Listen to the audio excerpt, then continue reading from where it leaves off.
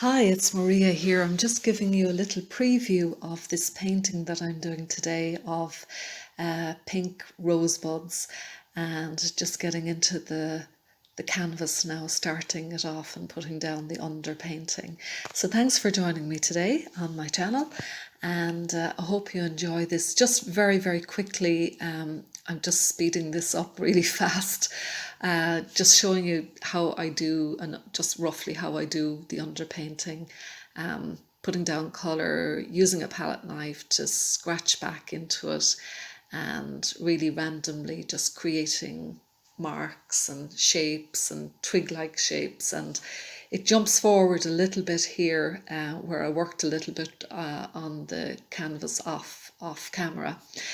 Some of these paintings, they take a long time to paint. They could take several days. Sometimes I'm working on several paintings at the one time, so I'm jumping around from one to the other. So I don't film everything. If I did, there would be just hours. There would be days and days of video.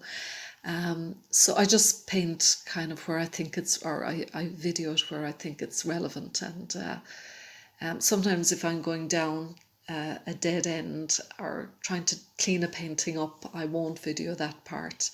So I think I've got most of it here though. I've got the rest of it all on camera.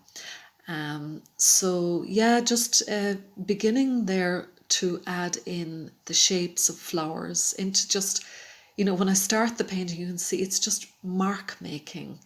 And roughly I've got, a darker colour at the bottom, lighter colour on top, and I'm putting in the flower shapes. I began to put in the flower shapes and the stems. And that's what I'm doing here, linking the flowers together with like branch-like marks or stem-like marks that you'd get in rose bushes or rose trees.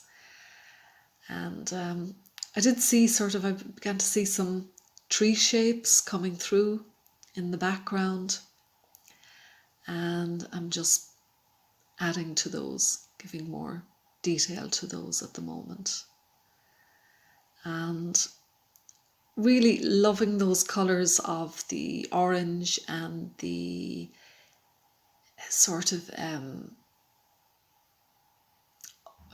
that blue, that sort of turquoisey, I'm trying to think of the name, that light turquoise shade that you can see in the middle ground there. And they're just colours that are in my mind. Obviously, I love the pinks, I love the dark blues, but just bringing those into the painting.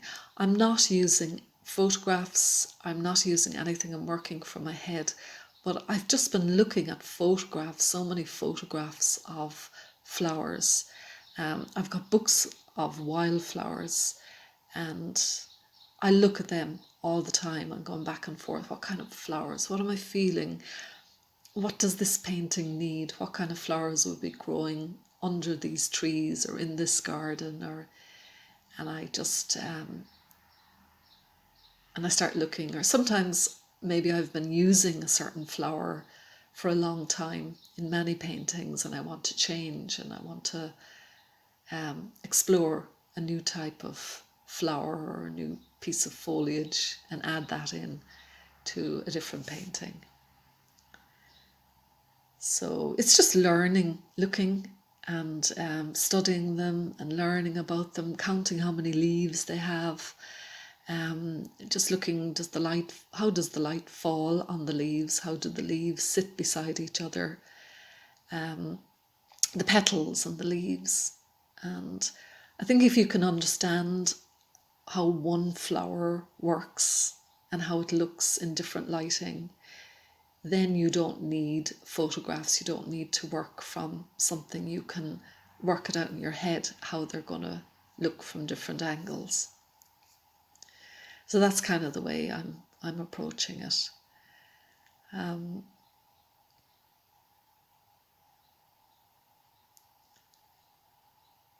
So I'm just continuing on adding in highlights, kind of bringing that blue in through the top of the painting.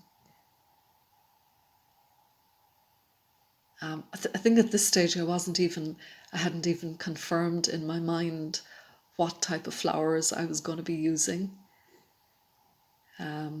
So as I went on, I just really felt, now these are going to be roses. They're definitely rosebuds. And over the summer, we've done some work in our garden, and just basically ourselves, just going out and planting flowers and making little pathways, and we've planted a few trees.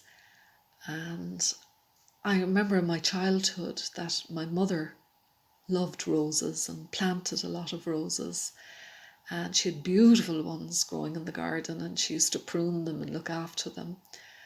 So that was just kind of a happy memory I had. And I went and bought some. Last year I had bought 2 rose bushes with very small little roses, kind of that spread over the ground. And this year I bought another one. So I've been tending to those and looking after them. So I think that's why it's from going out to the garden and caring for the roses that they're appearing so much now in the paintings. And there's kind of little rosebuds that I was putting in here as well. But as this painting goes on, I just felt it became a bit, I wanted to bring in more of a background into it and add some trees into it. So as it goes on, I begin to add in some dark trees into the background. I'm just warning you in advance. And I wasn't happy with those either. So I changed my mind, and as the painting goes on, you can see they come in and they come out. I paint over them again. And that's just a natural part of the process. I just thought that these trees would work well in the painting, and they seemed to be coming through in the background. I could see these kind of shapes appearing, and I went with the shapes, and I felt then they were too domineering and I didn't really like them. So I faded them back again. And that's when you're working in this approach, working from your head, you have the freedom to do that. You're not sticking to a photograph or not keeping rigidly to anything. So you just see if something works, and if it doesn't work, you change it. And it's not so much that you've made a mistake. In a way, you have. You've tried out something and it didn't work.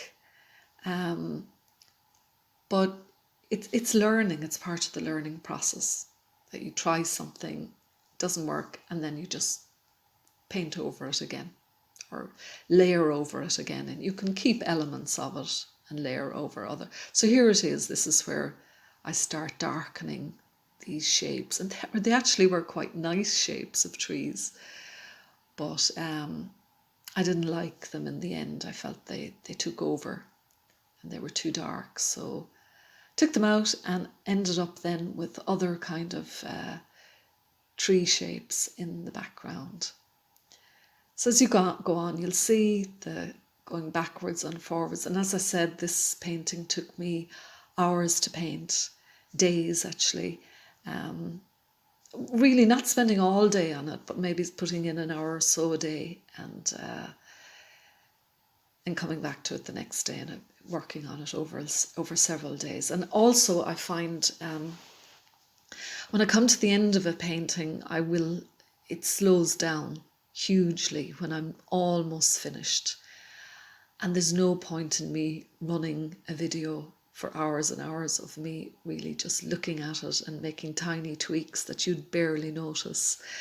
So sometimes over a period of days after I'm finished a painting, I will go back and tweak it, and I'll just look at it and I'll think, okay, it's just a little bit too cluttered in that corner, or there's something I want to take out, or there's something I want to put in.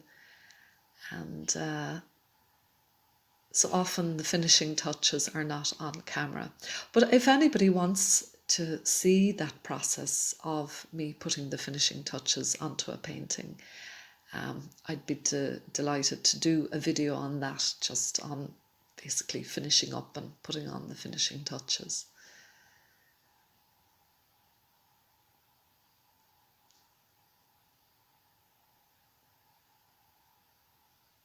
So yeah, I think just really I was unhappy with how dark it was getting back there. So now I'm adding in the highlights back again.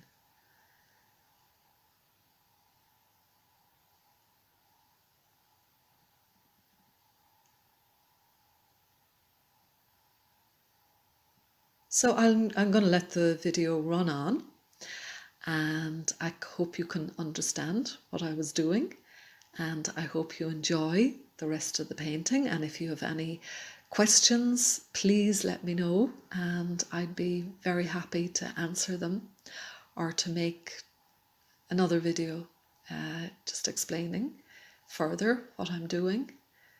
So thank you for watching, and do subscribe and like and share if you like what I'm doing. And of course, when you subscribe, you'll immediately know when a new video is coming out. So I hope you enjoy your own painting and that you get inspired and that what I'm doing helps somebody. And I'll talk to you soon. Be back soon. God bless. Bye-bye. Happy painting.